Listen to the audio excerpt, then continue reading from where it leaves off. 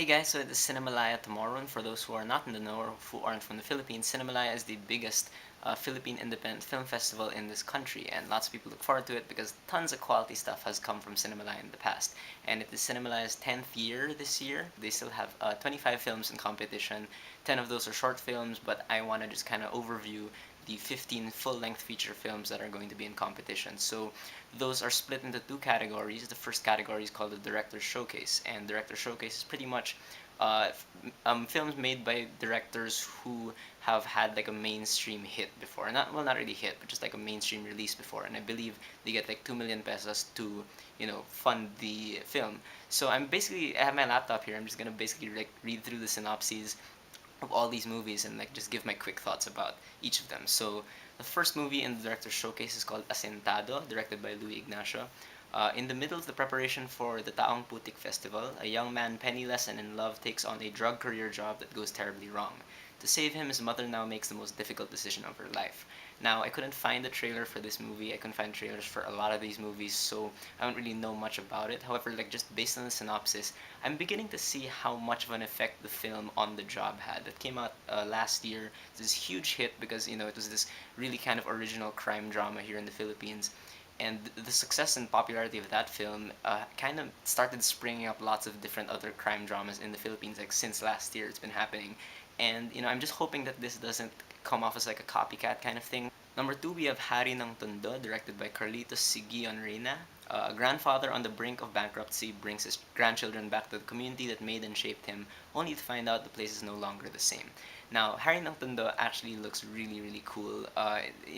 It's obviously about class divisions and stuff. Like this rich family goes to live in a poor community, and but it actually looks, number one, pretty funny, and two, pretty heartfelt. Like I don't know, this seems to strike a really nice balance, and just the visual look of the film, at least to me, really appeals. So like I'm actually looking forward to this one. At number three, we have Hustisha, directed by Joel Lamangan. A foul-mouthed woman fights for her soul in the belly of the city. Working for a human trafficking agency controlled by a powerful syndicate, she sees no evil, hears no evil. In a society like ours, you have only two choices: to be a victim or a victimizer, and she makes her choice.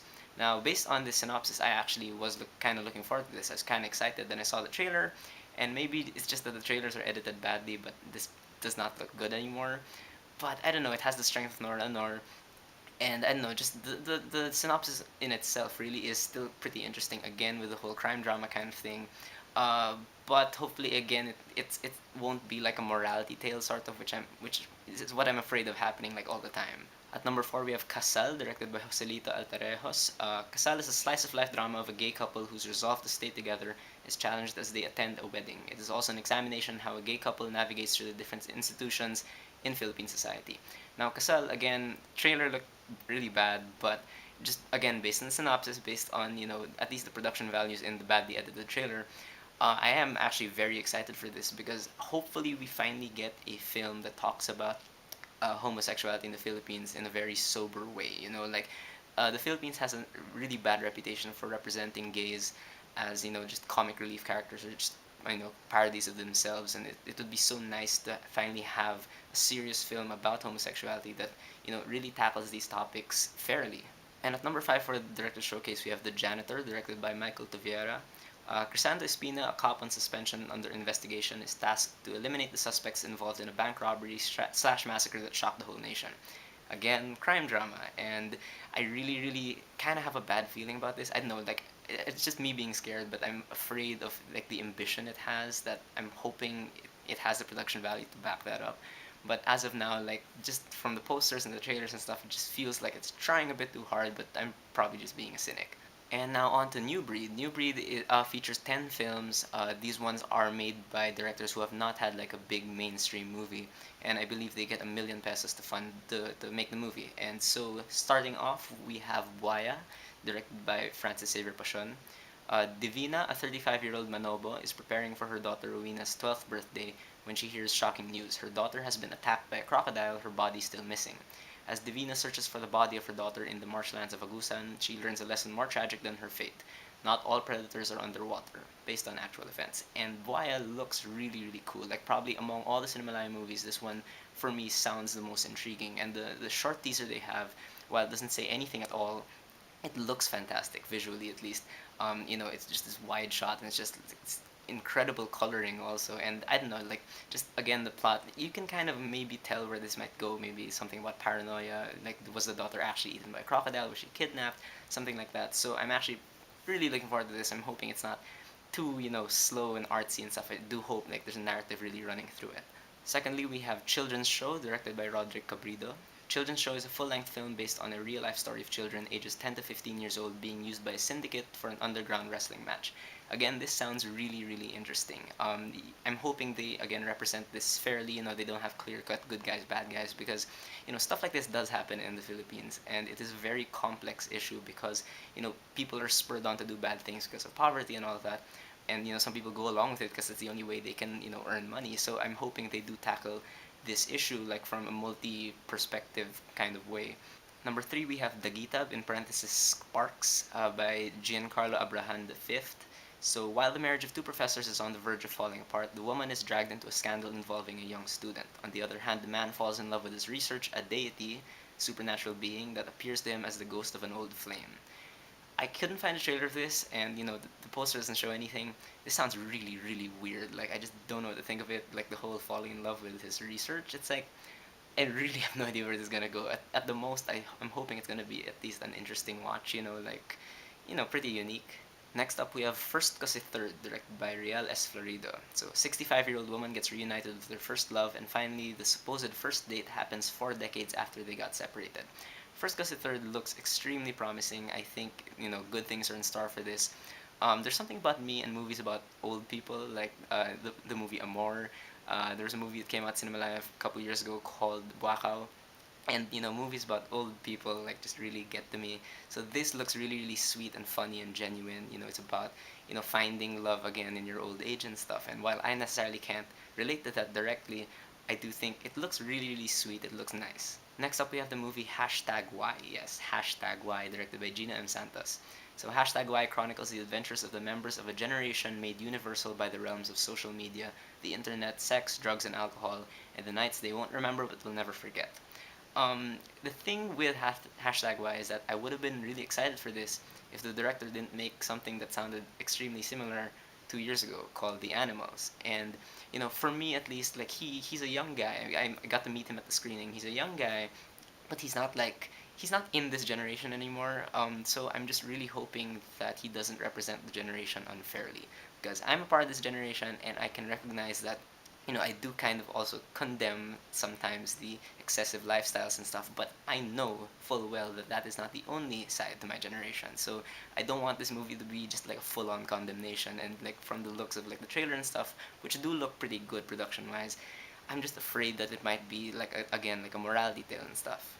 At number six, we have Kana, the Dreamweaver, directed by Aida Anita Q. Del Mundo. So when Kana, a young Tiboli woman, becomes a Dreamweaver, she has the chance to weave together her village's warring clans.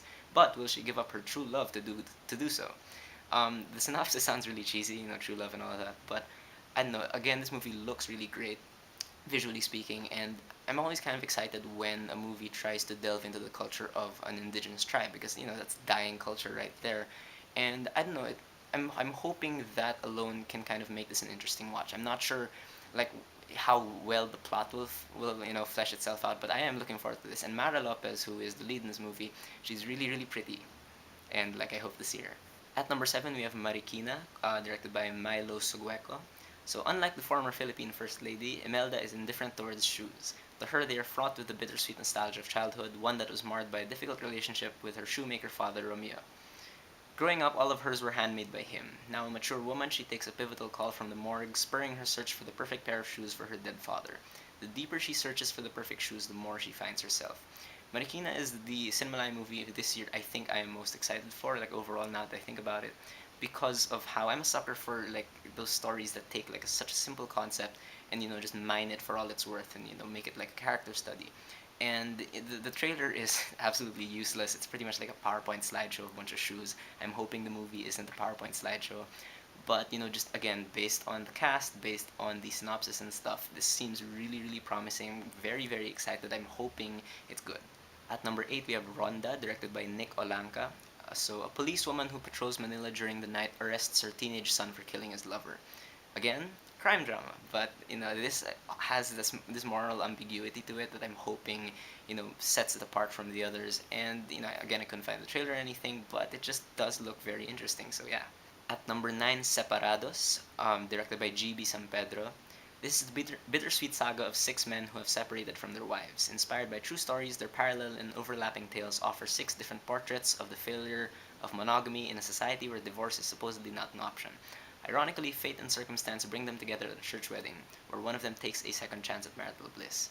Uh, Based on the synopsis, the it seems very ambitious. Like I like that, but then I watch the trailer and it looks really melodramatic and pretty uneven. It might come off as either melodrama or an anthology film to me.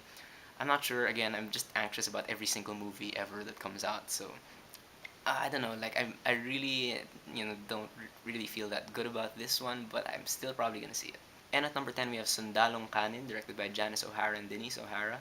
So, set during the Japanese occupation, four friends, Nitoy, Benny, Carding, and Badong, aspire nothing more than to become soldiers fighting the Japanese until they are confronted by the realities of war that threaten to destroy their families and their friendship. Uh, Based again on the synopsis, this sounds very promising. It's always great to have a Filipino period film because we never get that stuff. But then again, seeing the trailer, I'm not sure. Maybe it's just bad editing and stuff. Doesn't look that good. But I'm really hoping that this turns out good because there's so much you could use here, like the misconceptions about war when you're a kid and stuff. And I think that's something that we don't really explore that much, especially in Philippine cinema. Yes, so those are the 15 movies going to be featured here in Cinemalaya. Cinemalaya this year runs from August 2, that's tomorrow, until August 10. So be sure to catch as many of these films as you can because I keep telling people that, very rarely will these movies ever see the light of day after Cinemalaya. So you might miss like some real gems. Like they will probably not come out on DVD unless you're really lucky. So yeah, to find the schedules of these movies, you can go anywhere from the Cinemalaya Facebook, the Cinemalaya official website, clickthecity.com. Just look at the schedules and try to watch as many as you can. There are discounts in CCP, but that's really far. They're also showing like Trinoma, Alabang Town Center, Greenbelt, Glorieta. So just try to watch as many as you can. If you bump into me, like say hi, I guess, yeah. Okay, so those were my thoughts on the 15 Cinemalaya movies in competition this year. What do you guys think of them? If when you watch them, tell me what you think about them.